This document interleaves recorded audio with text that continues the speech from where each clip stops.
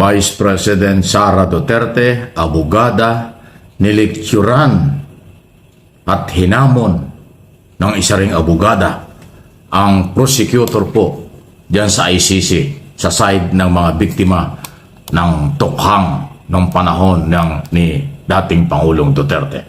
Ito'y kasunod po ng mga pagdududa ni Sara Duterte, sinasabing mahina ang kaso at sinabi niyang mahina rin yung mga abogado. Wow!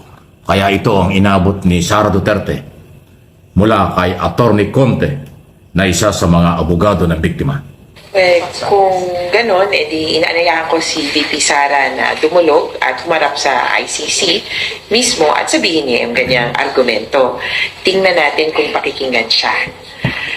Sa pag-aaral po namin, at si VP Sara naman ay abogado rin, sa pag-aaral namin, itong krimen na ito ay hindi halintulad o hindi mo nga maikukumpara dun sa simpleng kaso ng murder.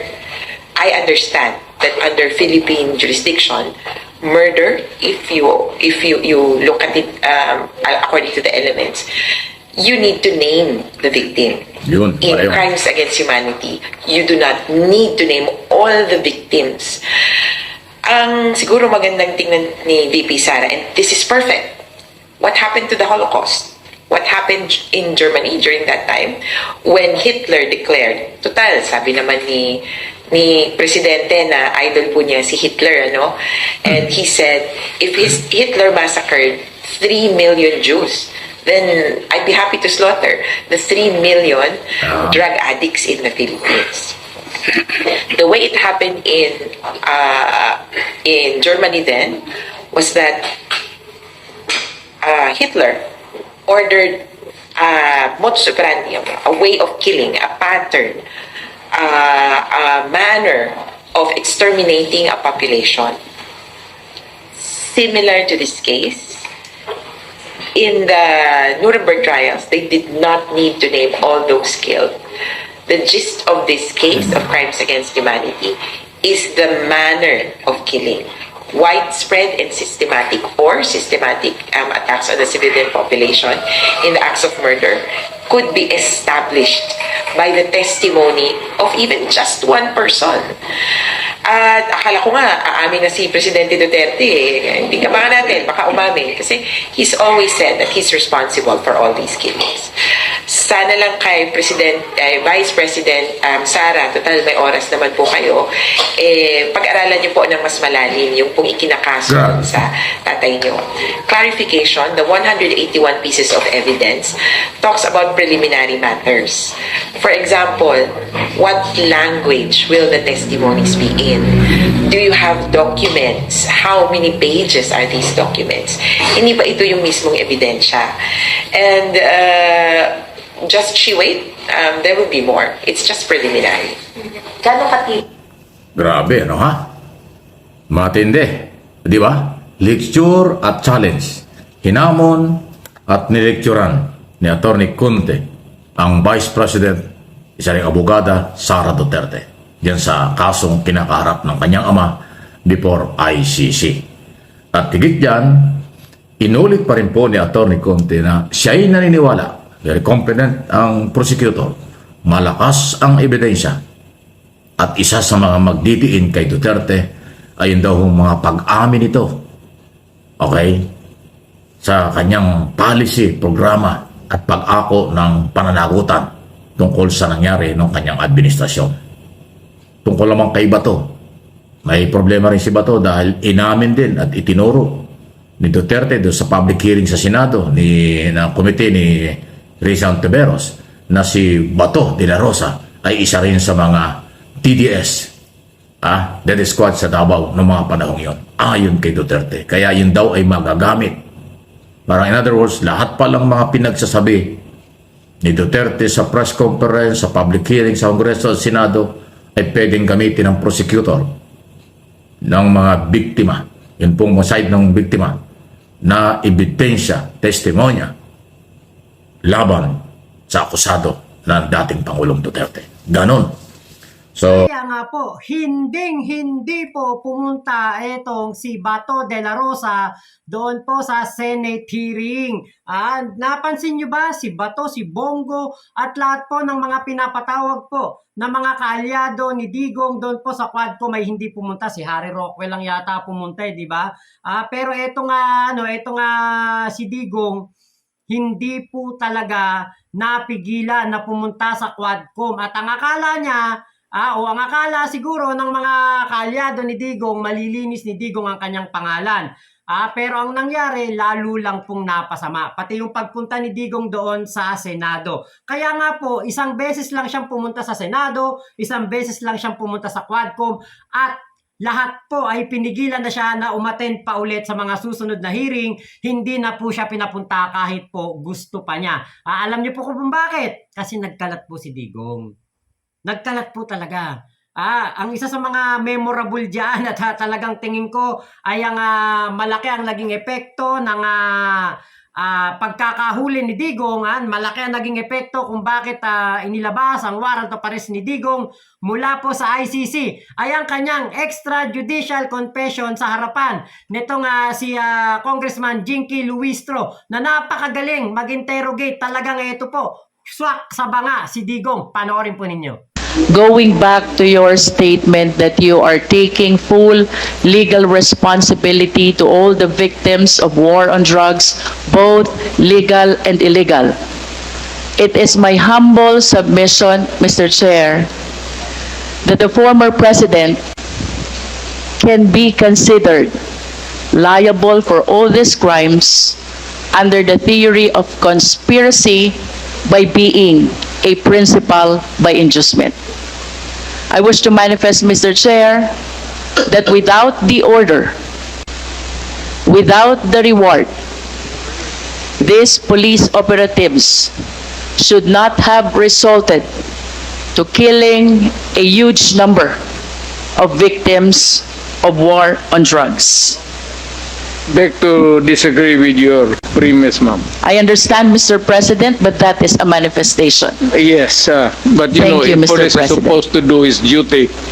He goes to school for 2 years. He receive instructions to how to go about his duty. And we have to give the presumption of regularity.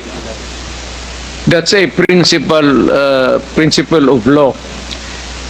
Thank you, Na Mr. President. Pag every time na may ginawa kaya in your favor is a principle of regularity Presumption in the of performance regularity of duty. of performance of official duty, Mr. President. Thank you for your enlightenment. Mr. President, I wish to ask, with all due respect, considering your statement of taking full legal responsibility both to legal and illegal activities, can I equate this statement of yours to an extrajudicial confession of guilt? Well, in a sense, yes. Wala na akong magawa eh. Are you saying yes, Mr. President? Yes, because I ordered the campaign against the drug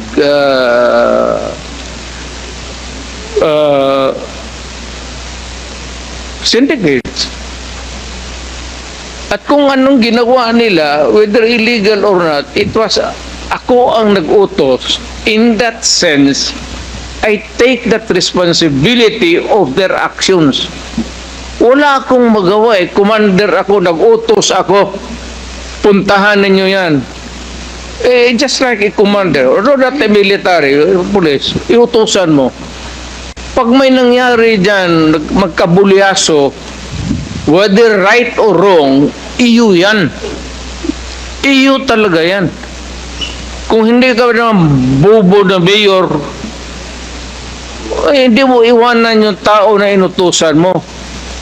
Unless yung pumunta doon, inutusan mo mag-operate ng illegal gambling or droga, tapos nag-rape, kung anong ginagawa na kabalastugan, ako na mismo ang papatay, hindi na kailangan na hintayin mo pa. Mr. President, earlier, you conform to my statement that I can equate your statement of taking full legal responsibility as an extrajudicial confession of guilt. You said yes to that. Yeah. No, I'm just reiterating the question, Mr. President. It's not about guilt or a wrong. What I'm saying is that yung lahat ng inutusan ko yung war against drugs, o yung isang platoon dyan o isang batalyon, kung ano yung ginagawa nila, kaya I take full responsibility for that. Oh, di ba? Namin lahat dyan ni Digong. Di ba? Kaya yan po ay isa sa mga gagamitin ng mga ICC lawyer ng prosecution laban dito kay Digong. Talagang wala na pong makakapigil para po etong si Digong tingin ko ay talagang mako-convict po sa lahat ng kaso na kanyang kinakaharap diyan sa ICC. At nako, etong si Bato de la Rosa. Teka, Senator Bato, bakit ikaw gustong-gusto mong ipasubpoy na etong mga tauhan ng gobyerno na hindi umattend? Hindi umattend kanina o kahapon doon sa hearing ninyo sa Senado kasama si Amy Marcos. Bakit ginadji ka at gustong-gusto mo silang isubpoena? Teka, parang naalala ko, ikaw ba to, di ba sabi mo meron kayong interparliamentary courtesy sa Kongreso at sa Senado. Pero etong executive privilege na sinabi ng ating executive secretary na si Lucas Bersamin, bakit hindi mo kayang igalang? Bakit hindi nyo kayang igalang ni Amy Marcos yan? Ako, heto po yung video ni Amy Marcos. Talagang pati si General Torre, bibigyan daw po ng subpoena, pati si Jean Fajardo. Ma'am, yung subpoena for cabinet... Uy, okay lang. Yes, marami pong subpoena. Tulad ng sinabi ko kanina, kung ang sigaw ng taong bayan para kay dating Pangulo, Presidente Duterte, ay bring him home, ang sigaw ko naman sa ehekutibo, bring them here sa Senado para may testigo tayo at maliwanagan ang mga tao. Napakarami pong tanong. Ngayon, dala-dala ko ang iba't ibang subpoena. Pagkahaba-haba po ito, hindi naman siguro covered ang bawat pulis ng executive privilege at ng subjudice. Andito yung mga subpoena para kina Jean Fajardo, General Nick Deloso Torre, ang ating mga secretary, Special Envoy Marcos Lacanilao. Ang dami po ang dami-daming hindi sumipot, kaya hindi tayo makausad sa atin. Andito rin si General Marbil, ang dami pong subpoena. Ang problema ko, talagang kinakailangan pirmahan ito. Dalawa ang pinadala ko kay Senate President Cheese Escudero. Pero, nung Lunes pa inaantay ko, hindi pa lumalabas. Ngayon, magpapadala ako muli. Sana naman pirmahan at lumabas na itong subpoena. Teka, Senator Bato, ang bilis mo maglabas ng subpoena, pero nung ikaw ang pinapaten sa Quadcom, talagang kahit na anong gawing pamimilit sa'yo, pangongonsensya sa'yo, nila Akop, nila Benny Abante, talagang hindi ka napapunta sa Quadcom. Tapos ngayon, ikaw mamimilit ka. Nako, ewan ko lang kung mapapunta nyo ang mga kapulisan na inimbetan ninyo na umattend dyan sa Quadcom. Ewan ko lang kung mapapunta nyo itong mga tao na ito. Tingin ko hindi nyo mapapapunta to dahil sila po ay hindi po nasasagot pa dahil nasagot na naman nila lahat ang inyong mga katanungan noong unang hearing. Diba? Teka, ikaw yata ang wala dun sa unang hearing pati dun sa panahon na si Digong ay hinuhuli. Wala ka, missing in action ka. Tapos ngayon, porque pumunta ka lang ng Senado, na siguro mo na wala ka pang warrant of arrest, ang tapang-tapang mo magsubpoena ng mga ng mga PNP official. Ito pa po yung video ni Sir Mike Abe. So, mula nang sumagot si Atty. Conte, wala hong sagot si Sara Duterte. Doon sa kanyang sinasabing aralin ang kaso, aralin ang ICC, at hinamon na yung kanya sinasabing mahina ang ebidensya ng prosecution ay pangatawanan at dalhin daw niya sa ICC. Tingnan daw kung siya ay papakinggan ng mga International Criminal Court judges. Ayun. Okay? So, madalit sabi, sinupalpal, binara, nilecturan ni Atty. Conte. Atty. Conte, no? Christina Conte, di ba? Christina Conte, kung di ako kakamali. Yung Vice President. Kaya dapat ingat lang. Okay? Nakakaya kasi pagka galing sa mga abogado ang mga statement na parang malayo ang sinasabi. Kasi maraming abogado ang nag-aaral. Actually, itong nangyari kay Duterte, very educational sa lahat. Hindi lang abogado. Marami nagka-interest. Ano ba ang ICC? Ano ba ang jurisdiction ng ICC? Ano ba ang responsibilidad ng ICC? At ano ba ang karapatan ng mga tao sa buong mundo, lalo na ang member ng ICC, kapag sila ay biktima ng paglabag sa karapatang pantao? Yan po yung very educational ngayon. Maraming abogado inaaral kung ano ito. Marami rin hindi abogado natuto na mag-review, mag-aral, magbasa ng mga batas dito at sa abroad at yung kalagayan. Kaya nga naging very educational sa lahat, hindi lang sa Pilipino, kahit sa abroad, ano ang kalagayan, ano ang katotohanan ng lahat, at ano ang kapangyarihan ng Estado ng Pilipinas, ang ICC at ang mga member dito. Yan po, pati na yung issue ng tayo ay member, nag-withdraw, yung kaso, yung nangyari, before mangyari ito, ay member pa tayo ng ICC. So, ayan po, ang dami. Kaya maswerte rin yung mga estudyante ng law, yung mga nag-aaral ngayon. Pati ito magiging debate. Kaya kahit saan pinagdidebatihan, hindi lang sa school, pati sa barbershop, pati sa kapihan, pati sa mga tricycle driver, jeepney drivers, lahat na ho. May kanya-kanyang interpretation at pananaw sa isyong ito. Kaya lang, huwag kayo mag-away ha. Paliwanagan lang. Tag-isan lang ng talino at kaalaman. Pero ang advice ko, tama yun. Aralin para hindi maligaw. Walang nagbabawal at walang lalabagin na batas ang pag-aaral tungkol ho sa kung tama ba o mali, ano ba ang kapangyarihan ng bawat isa dito at sa abroad. Napakagandang challenge po niyan. Okay? Very educational ang isyong ito sa ating lahat. Dapat ganun lang. Aralin. Huwag personalin. Kasi pag hinaluan ng personal, hinaluan ng emosyon, hindi kayo tatalino. Sa halip, maiinsulto lang kayo. At nakaka-insulto lang ang dating niya. Ang dating niya. Okay? Please like and share ang ating mga video sa lahat ng aking channel. Ito nga po, Mike Abe Opinions at MA Pinoy TV. Napakaganda po ng hamon na yan ni Sir Mike Abe, di ba? Aralin kung ano ba talaga ang kapangyarihan ng ICC, ano ba ang karapatan ng ICC sa atin, ano ba ang hindi pwedeng gawin ng ICC sa atin, ano ba ang mga dapat nating gawin sa pakikipag-ugnayan sa ICC kahit na hindi na po tayo under jurisdiction ng ICC. Kaya lang po, di ba, Sir Mike Abe, kung sino pa itong mga nasa gobyerno, mga senador na naturingan, sila pa po ang hindi po ginagawa yan. Kasi alam niyo po sa totoo lang, sabi ko nga, kapag kanilang inanyayahan, inimbita itong si Attorney Butuyan. Tapos itong si Attorney Ted Te, itong si Justice Carpio, tapos na. Tapos na ang usapan. Wala na pag-uusapan. Tapos na ang issue ni Amy Marcos.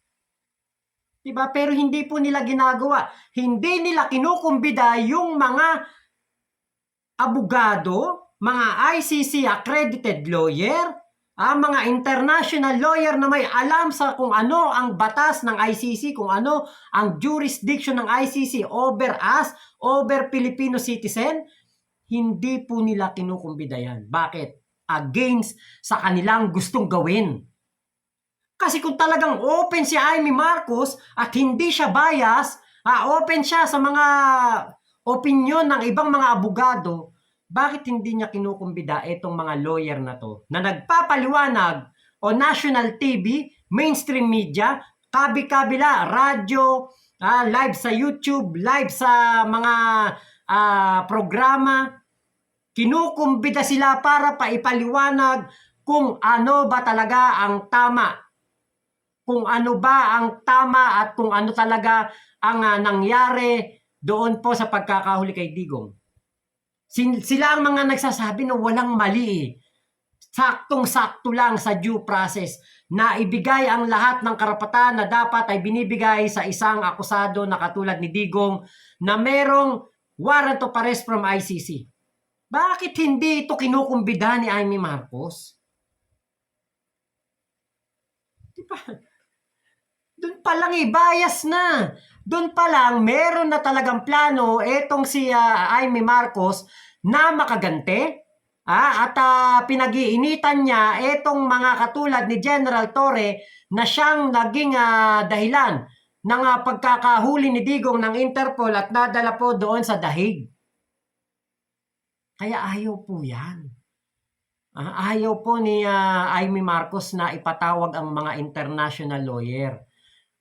Si Attorney Butuyan lang eh. Eto, ICC accredited lawyer to. Bakit hindi niya ito tawagin, papuntahin sa Senado at eto ang pagpaliwanagin niya. Eto ang isa sa mga may alam kung ano ba talaga ang tama at mali sa paghuli sa isang akusado. Pero hindi po ginagawa eh. Doon pa lang. Alam na natin may kinikilingan si Amy Marcos.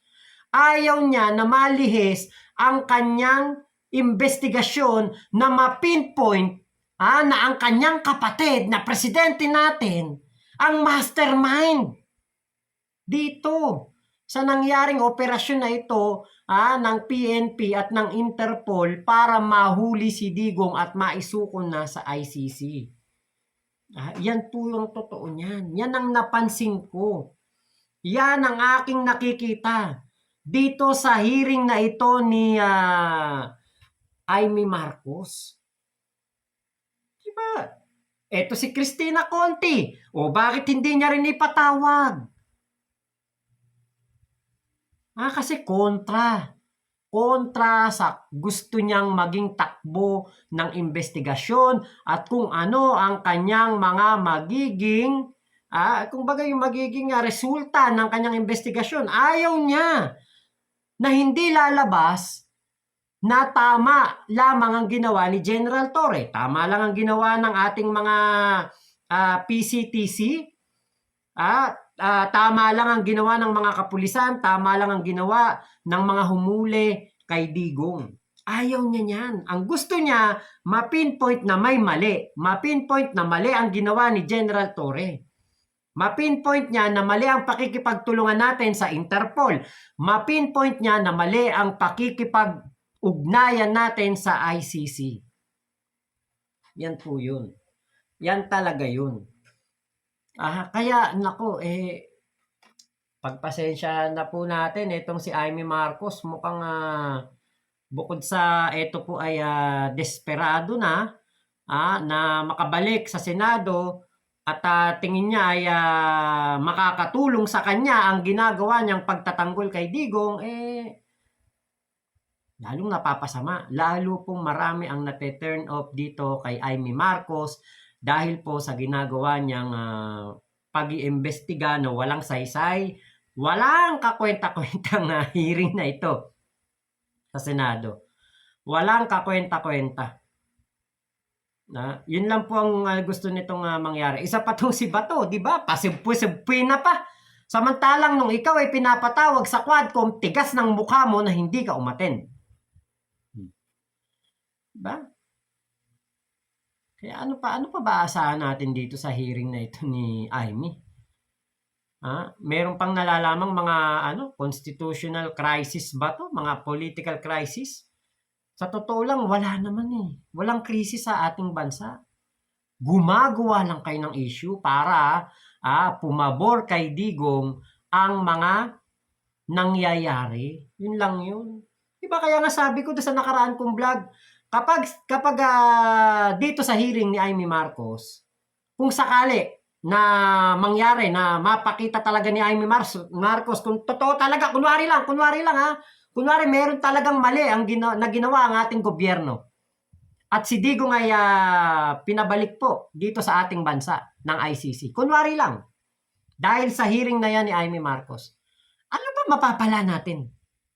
Bababa ang presyo ng mga bilihin?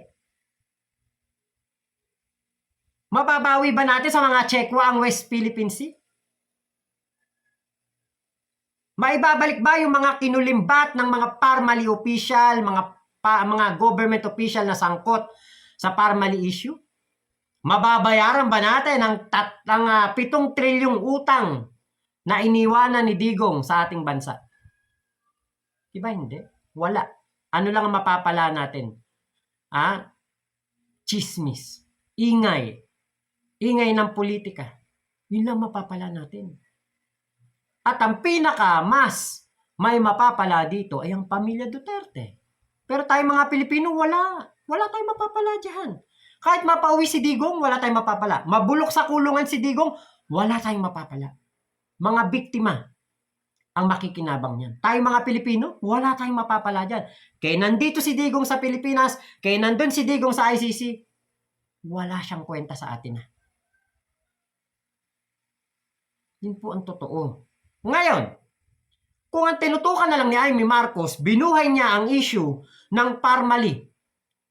At pinaimbestigahan niya ang mga perang nawala noon sa panahon ng Parmali issue na yan.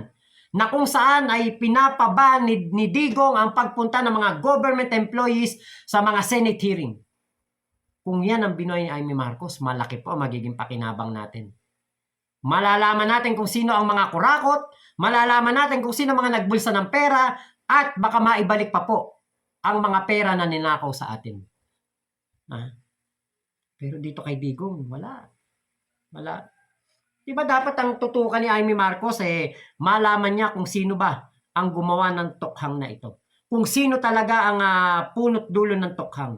Yun dapat ang imbestigahan ni Amy Marcos. Yan sinasabi ni Sir Mike Abe, pero hindi po gagawin niya ni Amy Marcos. Kasi nga po, di ba, lutang na, kiltang-kita na. Talagang ito po ay pro Duterte. Kaya tayo po na mga pro BBM, alam na natin ang gagawin natin sa 2025 election. Wag na wag po nating iboboto ang mga kaalyado ni Digong, lalong-lalo na itong si Amy Marcos na siyang pahirap, pasakit, pabigat sa ating Pangulong Bongbong Marcos. So yun lamang po, maraming salamat sa pagsama nyo dito sa aking vlog na ito. Ingat po kayo, nasa mang panig kayo ng mundo. Mama, chup chup. Love you, God bless us all, Pilipinas. God per, shoutout kay Kuya Ricky Kayaban, kay Kuya Sole, shoutout kung daw nagkakamali, Canada nga ba o France? Hindi ko matanda kung nasang bansa si Kuya Soli Kuya Soli, kung mapanood mo to, sabi mo nga kung nasang bansa ka. At shoutout sa mga tropa pips natin dyan sa Santa Maria. Si Boss Ryan, Mami Mameng at Daddy Emil. Ayan. Thank you po. Salamat po.